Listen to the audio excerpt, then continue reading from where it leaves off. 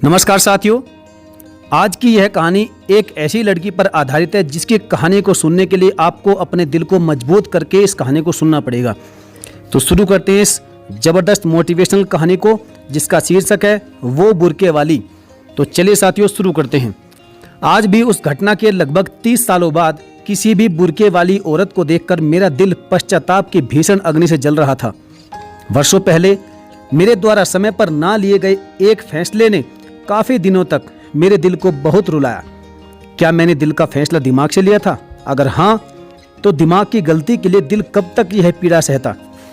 गलती तो दिल की ही कही जाएगी, क्योंकि दिल कमजोर पड़ गया था। मैं सही समय पर सही निर्णय नहीं ले सका था।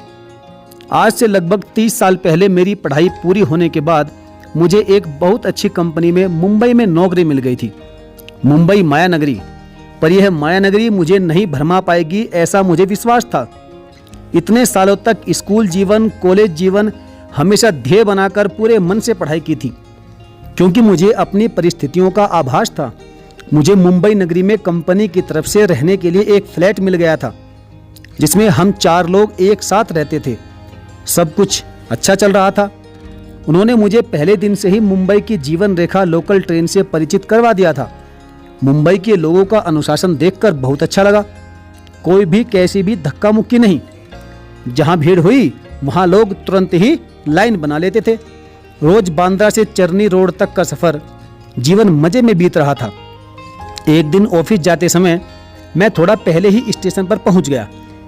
मेरी लोकल गाड़ी आने में अभी थोड़ा समय था, तो जो लोकल सामने खड़ी थी मैं उसी में चढ़ गया।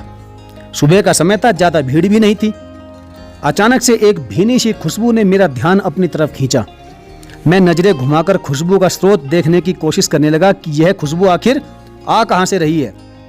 आसपास सारे जेंट्स ही थे, लेकिन थोड़ी दूरी पर ही कुछ लड़कियां व महिलाएं भी बैठी थी। शायद यह खुशबू वहीं से आ रही होगी। उनके बीच में एक बुर्के वाली लड़की थी। जी हाँ, लड़की, औरत नहीं, जिसने मेरा ध्यान अपनी ओर आकर्षित किया। अब आप सोचेंगे कि बुरके के अंदर की लड़की के प्रति मेरे मन में भाव कैसे आए और क्यों आए, मुझे वह अच्छी क्यों लगी। बताता हूं भाई। वह कोई किताब पढ़ रही थी। उसके हाथ इतने गोरे, इतने खूबसूरत थे कि मानो किसी छोटे बच्चे के हाथ हो, और नाजुक तो इतने जैसे कमल की पंखुड़ी। नाखूनों पर पता नहीं नेल पॉलिश लगाई थी या नहीं, यह तो मालूम नहीं, पर लग रहा था कि नाखून स्वाभाविक रूप से गहरे गुलाबी थे। मुझे एक पुरानी कहानी याद आ गई, जिसमें एक चित्रकार महिलाओं के सिर्फ हाथ देखकर उनका चित्र बना देता था। मैं चित्रकार तो नहीं था, पर मेरी हालत उसको देखकर कुछ ऐसी ही थी। मैंने भी अपने मन में उसकी एक प्यारी सी छवि बना ली थी। अचानक उसने किताब नीचे रखकर ऊपर देखा। उसकी और मेरी दोनों की नजरें मिली। शायद लड़कियों में यह जन्मजात गुण होता है कि वह जान जाती हैं जब कोई उन्हें लगातार देख रहा होता है। हिजाब से झांकती आंखें भी इतनी खूबसूरत थी कि मुंबई का समंदर भी छोटा लग रहा था। पहली बार मेरा किसी की आंखों में डूबने का मन किया। काजल से भरी सुरमई आंखें किसी को भी डुबा सकने की क्षमता रखती थी। उसको अपनी ओर देखते देखकर मैंने झटके से अपनी नजरें हटा ली, पर बार बार उसकी ओर देखने का लोभ मैं छोड़ नहीं पा रहा था। मुंबई सेंट्रल तक आते आते ट्रेन थोड़ी खाली हो गई और मुझे बैठने की सीट उसी के ठीक सामने मिल गई। अब सिर्फ हाथ ही नहीं, उसके पैर भी बहुत खूबसूरत थे। इतने खूबसूरत कि मानो किसी ने पानी में गुलाब डाल दिए हों। बरसों पहले शायद बिहारी जी की लिखी कुछ पंक्तियां याद आ गई, जिनका अर्थ कुछ ऐसा था कि गोपियां श्याम के पैरों पर महावर लगा रही है, और उनके पैर इतने सुंदर हैं कि गोपियों को समझ में नहीं आ रहा है कि महावर कहाँ कहाँ लगा है और कहाँ कहाँ नहीं लगा। मैं सोचने लगा शायद ऐसे ही किसी के पैर देखकर फिल्म पाकीजा के डायलॉग लिखे गए होंगे। फिल्म में एक डायलॉग था कि आपके पाँव देखे, बहुत हसीन है, इन्हें जमीन पर मत रखिएगा, मैले हो जाएंगे। स्टेशन आने वाला था। मैं उठा और साथ ही वह भी उठ गई। दरवाजे पर पहुंचते ही वह भीनी भीनी खुशबू मुझे एहसासों से भिगो गई। ऑफिस में भी और घर लौटने के बाद भी मेरा पूरा समय यही सोचने में बीत गया कि पता नहीं वह बुरके वाली कितनी खूबसूरत होगी। उसको वापस देखने की चाहत में दूसरे दिन भी सुबह सुबह वापस जल्दी निकल गया। अब मैंने सुबह उसी ट्रेन में जाना शुरू कर दिया था। वह रोज ट्रेन में मिलती, हम दोनों साथ ही स्टेशन पर उतरते, स्टेशन पार करके बाहर जाते, वह टैक्सी कर लेती और मैं पैदल ही निकल जाता। कभी कुछ कहने की हिम्मत ही नहीं हुई। यह कैसी कोशिश थी? क्या यह प्यार था? बिना जाने ही अनदेखा प्यार। खैर, एक दिन वह डिब्बे में चढ़ी और थोड़ी दूरी पर जाकर खड़ी हो गई। उस दिन ट्रेन में भीड़ भी नहीं थी, पर बैठने की जगह भी नहीं थी। उसने अपनी किताब निकाली और पढ़ना शुरू कर दिया। उसके किताब निकालते समय मुझे ऐसा लगा कि जैसे उसके बैग से कुछ गिरा हो। तभी सामने से किसी ने उठकर उसे सीट दे दी और वह उधर चली गई। मैंने देखा जहां पर वह खड़ी थी वहीं पर कुछ आईडी कार्ड जैसा गिरा हुआ था। मैंने धीरे से जाकर उसे उठा लिया। अब फोटो तो क्लियर नहीं थी, पर नाम, अरे यह क्या, नाम और सरनेम तो हिंदू है, फिर बुर्का क्यों पहनती है? मैंने सोचा कि हो सकता है कि यह पहचान पत्र उसकी किसी सहेली का हो।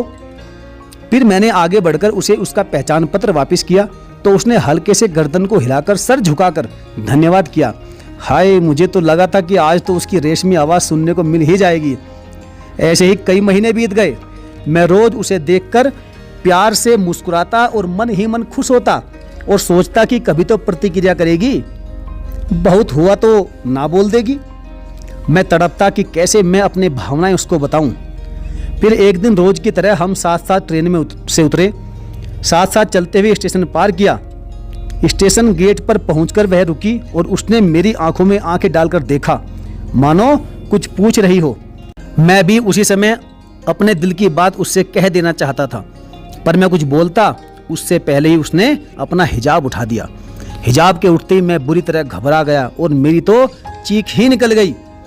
वह तेज कदमों से चलते हुए पार्किंग की जगह पार करके टैक्सी करके चली गई। यह क्या था?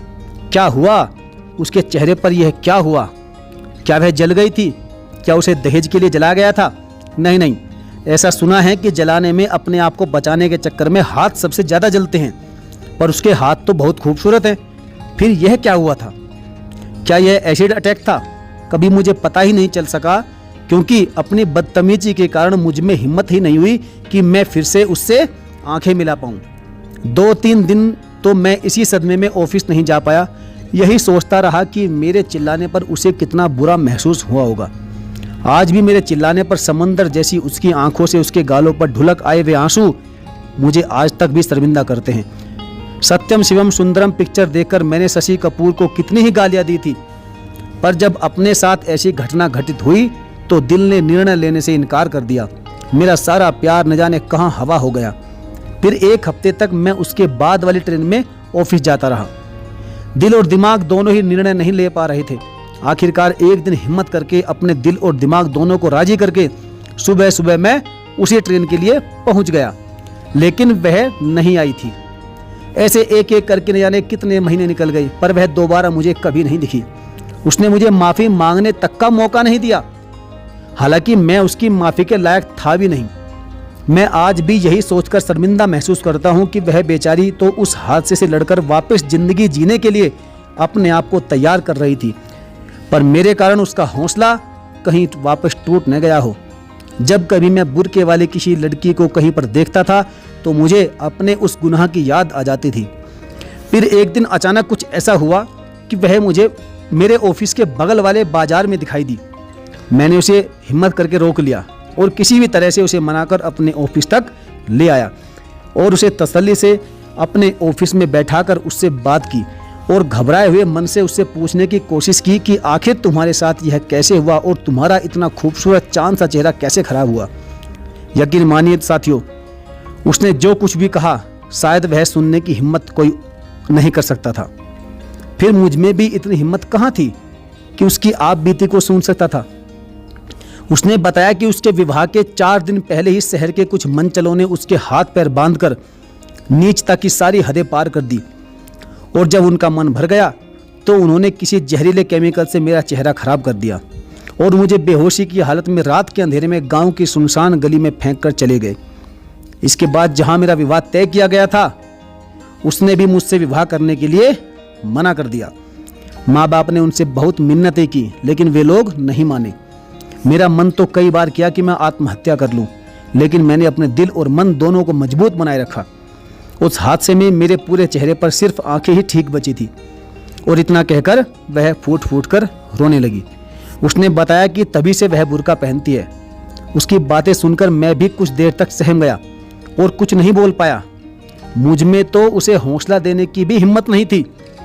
उसके बाद मैं उससे कई दिनों तक लगातार मिलता रहा और फिर मैंने एक दिन अपने घर वालों से बात करके उससे शादी की बात की और उसने व उसके परिवार वालों ने भी हमारी बात मान ली। फिर 15 दिन के बाद हमारी शादी धूमधाम के साथ हो गई। तब मुझे पहली बार एहसास हुआ कि मैंने ज़िंदगी में आज पहली बार कोई नेक काम किया है और हम दोनों अपनी ज़िंदगी में खूब खुश रहने लगे। आज हमारी 2 संतान भी हैं। इसके बाद मैंने अपनी कंपनी में हर संभव कोशिश करके ऐसी ही लड़कियों को लिया जो कि ऐसे किसी हादसे का शिकार हुई थी। सच मानिए, ऐसी लड़कियों में ज़िंदगी जीने का जज्बा आपसे और हमसे कहीं ज़्यादा होता है। मैं दिल से सलाम करता हूँ ऐसी महिलाओं को। साथियों, आपका इसके बारे में क्या विचार है? क्या हमें आगे बढ़कर ऐसी महिलाओं को सहारा नहीं देना चाहिए? क्या उनकी हर संभव मदद नहीं करनी चाहिए?